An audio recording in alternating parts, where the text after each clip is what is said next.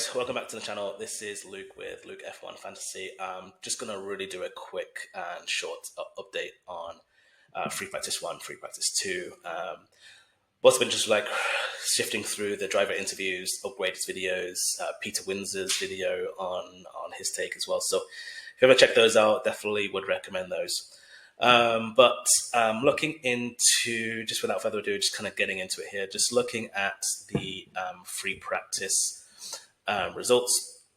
I'm not really going to touch free practice 1 because a lot of it was the same, but I will do a quick shout out, a very big quick shout out to Pierre Gasley for topping free practice 1. So well done you, and you are definitely someone that we're looking very closely to put into our teams. But free practice 2, as expected, McLaren 1 and 2, everyone thinks they have a rocket ship.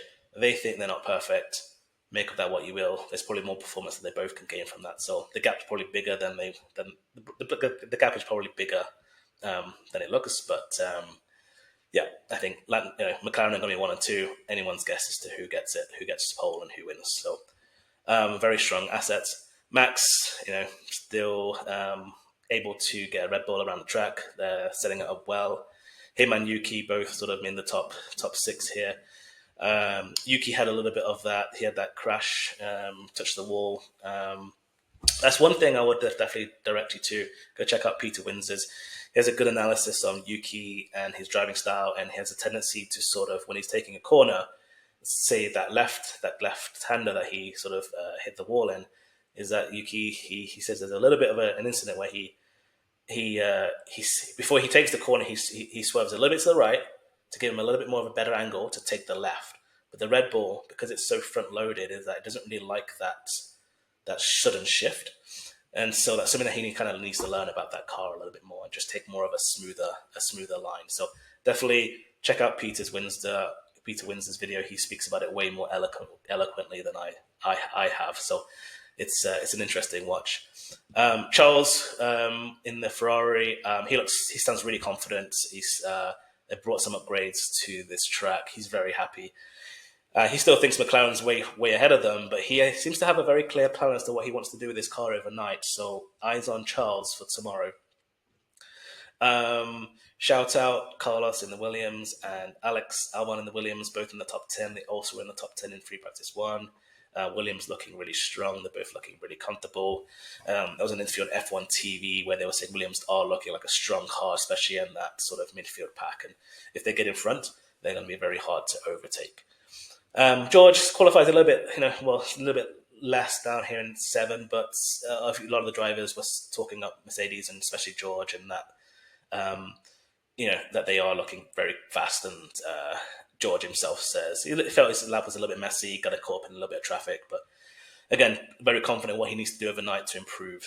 He was running a different setup to Kimi, which may explain why Kimi was a little bit further down in 11. But Kimi, and with a lot of the rookies, they were sort of talking a little bit about how they're just maybe struggling on the softs. Again, another Peter Windsor also has a little bit of an interesting piece on Kimi and how he's actually got a super elite talent in order to drive really fast through slow corners. So he's really aggressive. He knows how to place his car in the slow corners, and he looks great for it. But maybe he hasn't got quite that talent yet in the medium to high speed corners, which is what Saudi has, and just not quite syncing up and not quite getting all the efficiency out of that Mercedes. So maybe a little bit of changes that they do overnight to try and get him in a better qualifying position. But otherwise, he's down in 11th.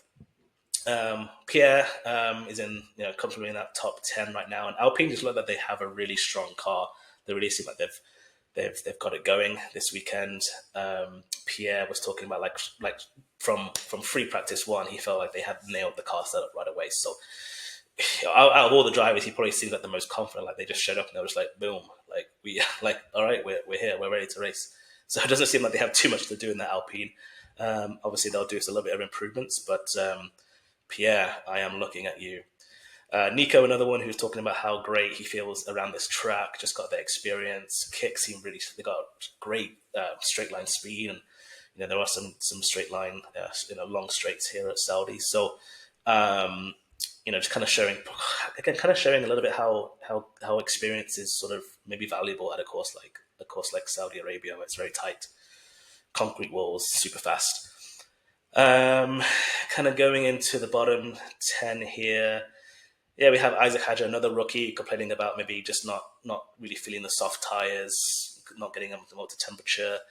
Feels like there's lots of room to improve. And, these rookies were also just hitting a lot of curbs. These curbs maybe just seem higher than they think they are, and then those higher curbs are just throwing them offline and losing their speed through corners. So, which is tough on a track like this, is what we saw with Yuki, right? So he makes that small error, and it's just boom, race is done. So, rookies around Saudi, hey. But from a budget builder perspective, still got one of the best chances to improve his budget this week. So then we have to keep him in. Lewis not looking still as comfortable in that Ferrari. He thinks he can only get to P10 or trying to get to P10. Lewis is Lewis. Let's see what they can do overnight. He's still the GOAT. But, if he does qualify down in here, 13th, 14th, 15th, it's like, do we back him to maybe get a few overtakes? Is he going to be the only one that's going to be overtaking because he's just qualified out of position?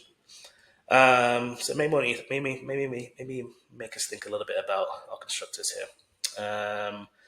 When it comes to risk, Liam Lawson in the other racing bulls doesn't really seem too excited about this week. Fernando talked about how chaotic and how much traffic there was around the track today, which I think may be quite something interesting to look at through qualifying.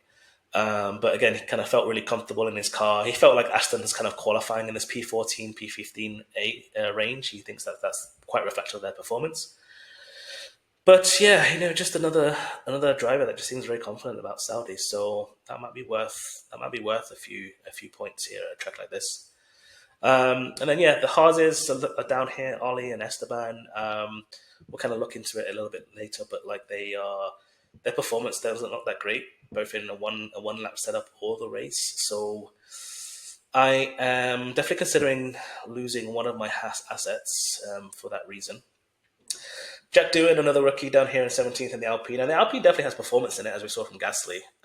He kind of came off the track feeling like he was confident in his on the mediums. But again, on the softs, these rookies just all saying the same thing. We're just not feeling it yet. And I think that's just a big difference between Formula 2 to Formula 1. Like, the cars are just way faster. And a track like Saudi, even Lando said, like, with the concrete walls and it being so fast, it maybe just feels faster. It just feels a lot faster. So, really the questions coming down to with these rookies is, can they sing it together for one lap? But then can they keep their concentration and their mental strength for an entire race? So yeah, that's something that's kind of an update of kind of what they're saying. Lance is here at 18th. I didn't really see Lance in the interviews, and I don't really think there's much to say about Lance. But anyway, shout out Lance, you in the video.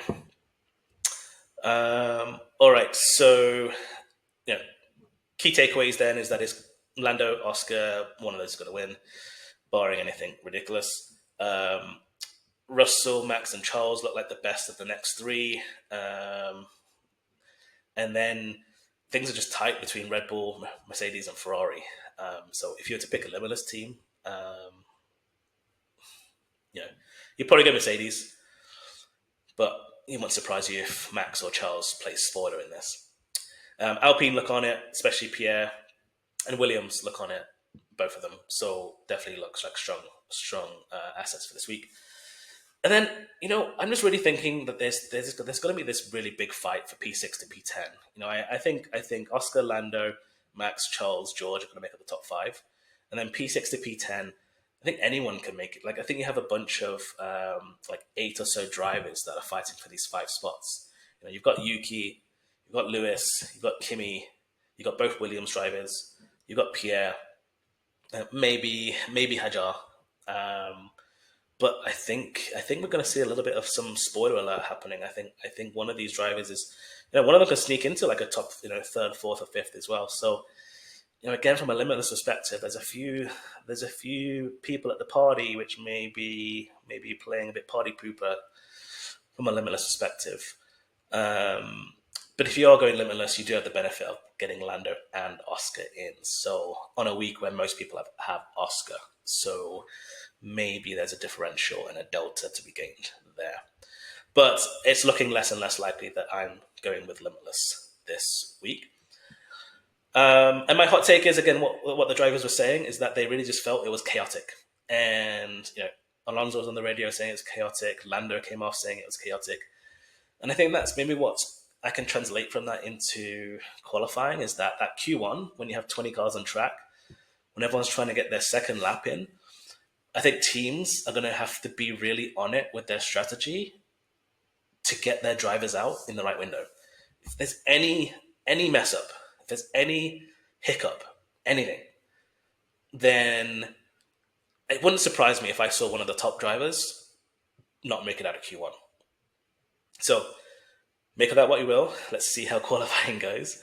But yeah, all it takes is for one little mishap, and it may not even be their fault, right? It just may not be their fault, and it could happen. So watch for that. I'm not going to jinx anyone by saying who I think may do it. Maybe we can talk about it in the comments if you want to put that below, but I'm not going to put it on a video. All right, so looking into the budget builder then, and kind of looking at the updated things here. So if you remember from my last video, I was looking at a group of 4 drivers who scored well in Bahrain, were coming off double-digit performances. And I was hoping that one of them could step up this week, which would then give them maybe 2 good performances, then going into the Miami, which is potential for a limitless position. And I talked about Gasley, Ocon, Albon, and Lawson as that group of 4. Now, Lawson, I'm not really getting too many good vibes from him, so I'm kind of just like taking him off the track. Albon is looking great, but from a budget perspective, he's not really going to be anywhere near my team anyway. So it's coming down to Gasley or Ocon. It's which one of these do I want to have in my team? And right now, Gasley is winning that. Okay, so if we look at what they need, or what they predicted, so Gasley here has like a 44% chance of increasing budget, whether 0.2 or 0.6. So he's going to increase 40% at the time. So let's just round out, like it's like a 45, 45, 55 then, I guess is what we're looking at between that. Whereas Ocon looks like he has more of a 75-25 with a 25% of an increase. So 25% over 40%, an extra 20% of increasing budget. They're about the same cost. He'll be taking maybe a decent performance into Miami as well. And I kind of want to, if I'm thinking about Miami, then I kind of want a decent asset in Miami to run if I'm wanting to do Limitless. So I think I'm pretty set at this moment in time on probably swapping out Ocon for Gasley. I will wait for free practice 3 just to make sure, but this is looking like a strong pick for me. And one of the reasons why I back that up is I look at the car performance from the sims from F1.com. And if you look at the qualifying pace here, like Alpine are right there. They're in the top 5. And you look at their performance, they are closer, they are closer to Ferrari and Mercedes than they are Williams, like the next best B tier. So as from a one lap perspective, they are looking quite good, or very strong. And then similarly with their race pace, again, like they are. Let me just do the math here. So it's like, yeah, like they're closer to Red Bull and Ferrari, and even Mercedes. Is that right? Than they are to the Williams and the Aston and the Haas, especially the Haas too. Like if you think about the comparison between, like, a lot of teams are running maybe a McLaren Haas build right now, with a lot of Haas assets. And so maybe there's some consideration that if you have a Haas build, that maybe you want to take one of those transfers and maybe jump into an Alpine build. And maybe you have the ability to kind of swap out an Ocon to a Gasley too, because they're about the same price. And I believe Alpine are cheaper than Haas right now too. So Alpine definitely look like a strong candidate for this week. And certainly from a budget perspective, they have just as much chance to improve by 0.6 as the Haas too as well. So all that being said, this is sort of like some team options that I'm looking at. The top one here is my current team, which was the meta team from last week in Bahrain. Predicted 186 points this week and a 0.65 increase in budget. So again, we're not really playing with much budget increases this week. But yeah, here's the double Alpine build that I'm looking at, which is touted to score a few more points at 193.6 and get a little bit more budget. But if I wanted to make two transfers, then maybe there's a case for getting in Alonso over Doohan and maybe just splitting the difference on those Alpines. And Alonso just maybe just edging it just because he has experience around this track. He's got just as, go back to the budget builder, he has just as much chance as Doohan. He scored a little bit few more points in Bahrain, and looking at his percentages here too, he's got about a 19% chance to increase in budget. Doohan's is 60%. So they're about both, let's just say a 80-20 to increase in budget, with a 20% on the increase side. But if you look at what they need, what the difference is on their minus 0.6 is that Alonso is coming out as being 50% less chance to receive a -6. So Alonso may be looking like a slight budget protection option as well. And looking ahead to Miami, he's looking like he could be a decent option for there too, if I decide to go limitless. So I was kind of starting the week thinking about saving some transfers and allowing some flexibility into Miami, which still might be an option because of the DNF risk in Saudi. Having 3 transfers maybe help to rejig the team around a lot more flexibility than 2 will. But yeah, if I'm feeling the good vibes, then I might just go with the 2 transfers this week, get the people that I want to get in anyway, which is the Gasley and Alonso. And maybe throw maybe not all the eggs in the basket to do limitless in Miami, but it may start to if it all goes well, it would be maybe looking very strong for then too. So I just kind of want to wait to see the sims. Ritter's going to update his sims a little bit more too. Let's see what Aston can do overnight. Let's see what free practice 3 can do, and see if Alonso has got any more extra performance over Doohan. And if he has, then he could be a strong play. But don't get me wrong, I won't be able to do an updated video after free practice 3. Follow me on X and Twitter to see what my final team would be. I'm definitely still not ruling out just the very safe build of just kind of swapping out Doohan for Bortoleto just from a 1 transfer, protect the budget. So this is just some thoughts as free practice 2 ends. All things could change after free practice 3. I'm going to get to bed now. I'm definitely feeling a little bit under the weather as well too.